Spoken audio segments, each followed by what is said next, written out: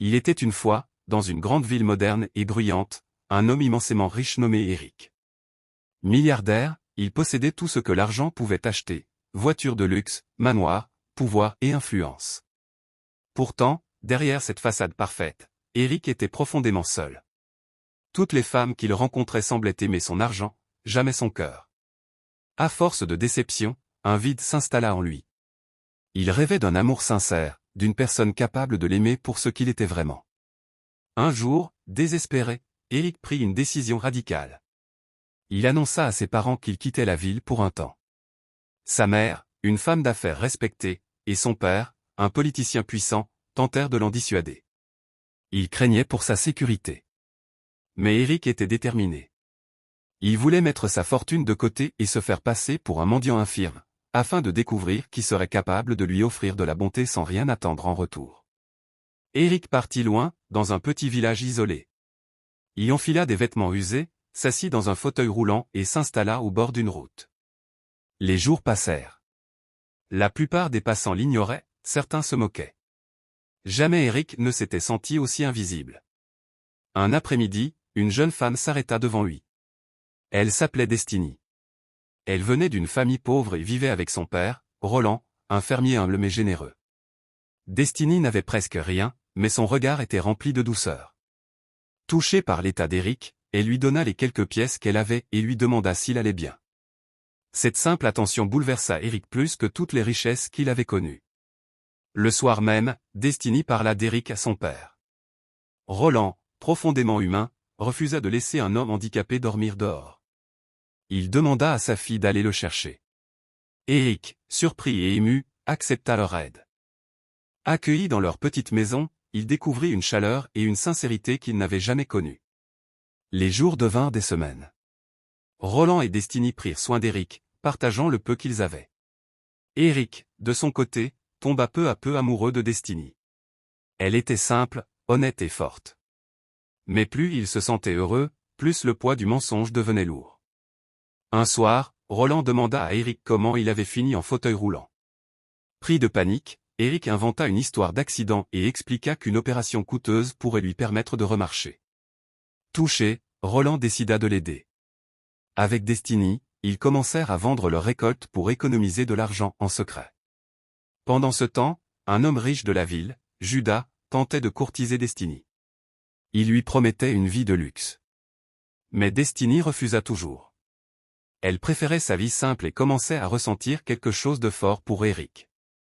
Cette décision suscita la jalousie de son amie Sophia, qui enviait Destiny et accepta même de l'argent de Judas pour tenter de la convaincre. Malgré tous leurs efforts, l'argent manquait. Roland prit alors une décision déchirante, il vendit une partie de ses terres, l'héritage de sa famille, pour payer l'opération d'Eric.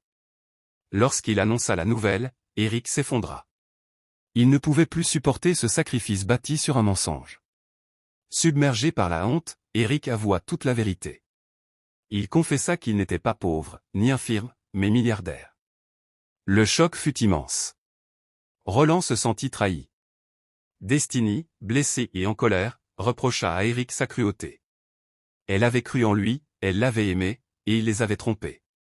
Brisée, elle s'éloigna. La vérité se répandit rapidement dans le village. Judas comprit qu'il avait définitivement perdu Destiny.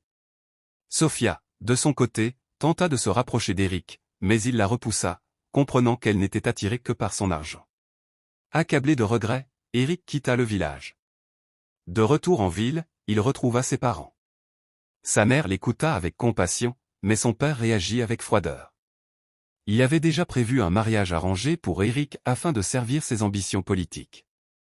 Eric refusa catégoriquement. Incapable d'abandonner Destiny, Eric retourna au village. Leurs retrouvailles furent chargées d'émotions. Ils s'aimaient encore. Mais le père d'Eric ne renonça pas. Il tenta de les acheter, puis les menaça. Quand Eric dénonça le mariage arrangé, le plan politique de son père s'effondra. Fou de rage après avoir perdu les élections, le père d'Eric se vengea cruellement. Il envoya des hommes attaquer Roland. Grièvement blessé, Roland fut transporté d'urgence à l'hôpital. Destiny, en larmes, resta à son chevet. Lorsqu'Eric vit Roland dans cet état, son cœur se brisa. Rongé par la culpabilité et la colère, il comprit que l'amour véritable avait un prix, et que son père avait dépassé toutes les limites. Dans un dernier acte de confrontation, Éric fit face à son père, déterminé à protéger ceux qu'il aimait. Ce jour-là, il comprit enfin que la vraie richesse n'était ni le pouvoir ni l'argent, mais le courage de défendre l'amour et la bonté. Les jours suivants furent lourds de silence et de douleur. À l'hôpital, Roland luttait pour sa vie. Destiny restait à son chevet, priant sans cesse. Éric, rongé par la culpabilité, finançait discrètement les soins, refusant que son argent efface la faute morale qu'il portait. Une nuit, Roland ouvrit enfin les yeux. Faible, mais conscient. Destiny fondit en larmes. Éric entra timidement dans la chambre. Roland le regarda longuement, puis murmura, « L'argent ne t'a pas rendu mauvais, c'est le mensonge qui t'a égaré. Si tu veux rester près de ma fille, fais-le avec vérité. » Ces mots brisèrent Éric. Pour la première fois, il demanda pardon sans se justifier.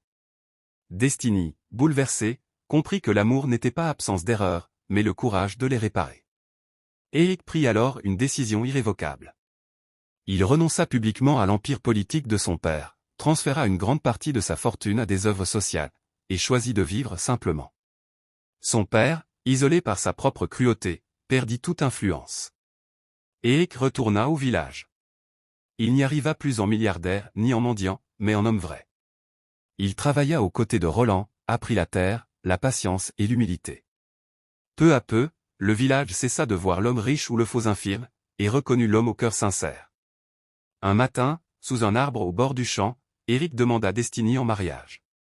Sans promesse de richesse, seulement une promesse de vérité. Destiny accepta. Ils se marièrent simplement, entourés du village. Pas de luxe, mais des sourires sincères. Éric avait enfin trouvé ce qu'aucune fortune ne pouvait acheter.